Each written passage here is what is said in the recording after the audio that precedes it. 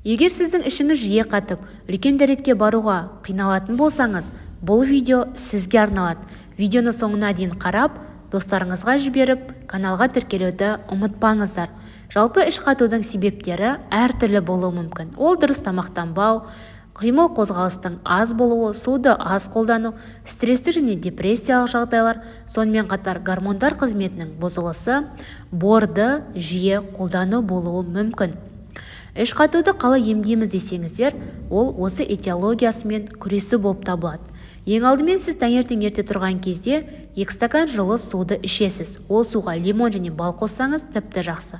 Спортпен айналысу. Спорттың әртүрлі түрлері бар, соның барлығымен айналысуға болады. Келесі дұрыс тамақтану, жаңағыдай жеміс-жидектерді көбірек қолдану және салмағыңызға байланысты күніне 2 литрден көбірек суды қолдансаңыз тіпті жақсы.